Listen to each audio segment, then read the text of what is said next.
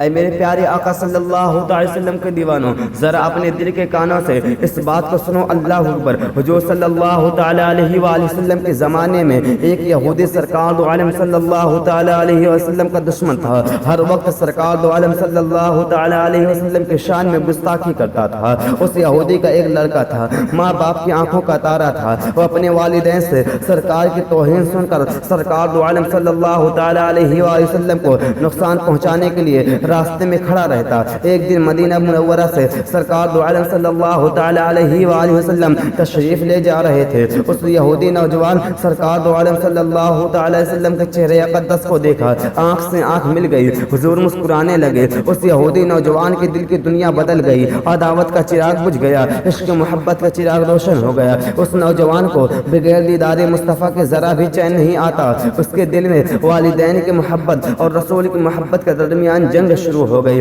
آخر محبت رسول غالب آ گئی۔ جب گھر میں سرکار دو عالم صلی اللہ تعالی وسلم کی یاد آتی تو مسجد نبوی کے پاس بہانے بنا کر ٹہلنے لگتا۔ ایک بار دیکھ لینے کے بعد کسی بیمار کی طرف گھر واپس ہوتا ہے۔ اسی طرح اللہ اکبر، اس کے رسول میں وہ نوجوان جو ہے بیمار پڑ جاتا ہے، اس کے رسول میں بیمار پڑ جاتا ہے۔ اس کے والدین بہت علاج کرائے لیکن کچھ فائدہ حاصل نہیں ہو رہا تھا۔ وہ خوبصورت نوجوان کمزور ہو گیا، آواز باریک ہو گئی، پیر ٹھنڈے ہو گئے۔ اس یہودی نوجوان کے باپ نے شفقت سے سر پہ ہاتھ پھیرتے ہوئے کہا، میرے لال اگر کوئی آخری تمنا ہو تو بولو۔ اس نوجوان نے کہا، ابا حضور، ابا جان اگر میری آخری تمنا ہنسی خوشی پوری کرنے کا وعدہ کرے تو میں اظہار کروں۔ تو اس نوجوان نے کہا، ابا جان آپ برا نہ مانے تو میں چند دنوں سے محمد عربی صلی اللہ تعالی علیہ وآلہ وسلم کی عقیدت محبت میں گرفتار ہوں، لیکن آپ کی خوف سے ایک راز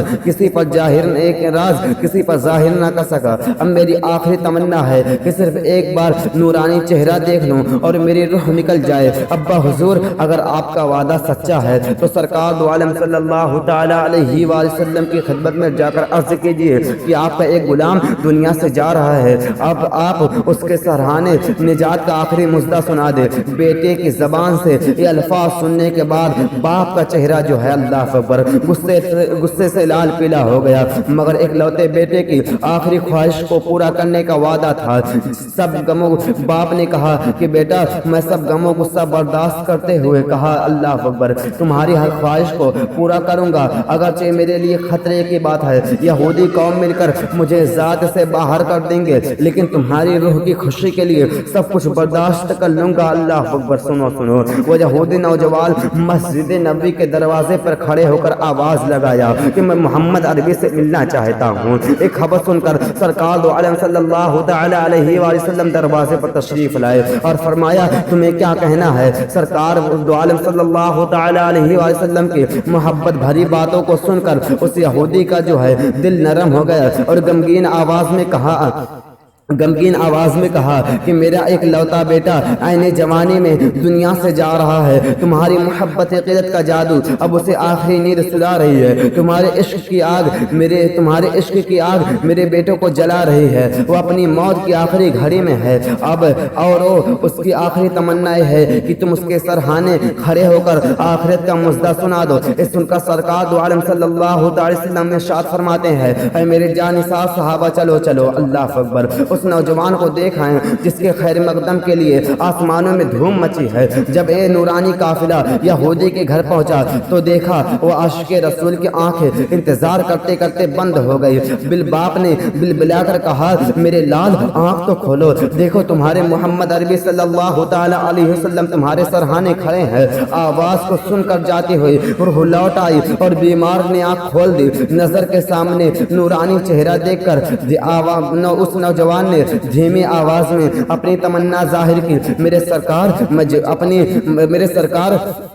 میں اپنے دل میں آپ کی عشق و محبت کی مقدس امانت لے ہوئے اب عالم جادوانی کی طرف جا رہا ہوں۔ آپ کے غلاموں میں میرا نام درج کر لیا جائے، مگر میرے اعمال میں خدا لا شریک کے لیے ایک سجدہ بھی نہیں ہے، اس کے باوجود میری نجات کیسے ہوگی؟ سرکار دو عالم صلی اللہ علیہ وسلم نے تسلی دیتے ہوئے ارشاد فرمایا، اب کلمہ توحید کا اقرار کر کے اسلام میں داخل ہو جاؤ، میں تمہاری نجات کا ضامن ہوں۔ اللہ اکبر۔ اس نوجوان نے آخری سانس لیتے ہوئے کہا، اے میرے مالک، قبر کی پہلی منزل سے لے کر جنت میں داخل ہونے تک آپ کی ضمانت پر اسلام قبول کرتا ہوں۔ اشہد ان لا الہ الا اللہ و اشہد ان محمدا عبدہ و رسولہ۔ اس کلمہ طیبہ کے ساتھ اس نوجوان کی روح نکل گئی۔ ایک مرتبہ اپنے غلامی کا ثبوت دیتے ہوئے درود پاک پڑھیے، اللہم صلی علی سیدنا مولانا محمد مبارک وسلم، صلاۃ و سلام علیک یا رسول اللہ صلی اللہ علیہ وسلم۔ میرے قوم کے نوجوانوں، اب ذرا اس بات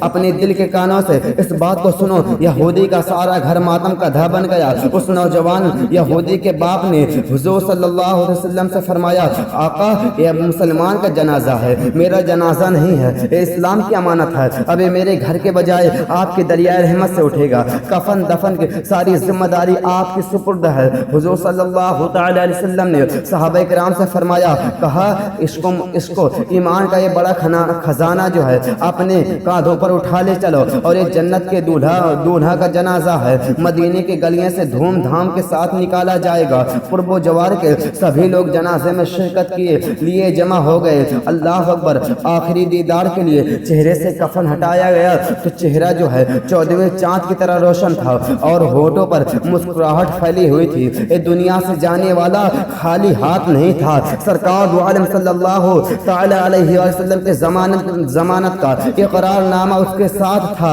عاشق رسول کے جنازے میں اتنے لوگ جمع ہو گئے کہ مدینے کی گلیوں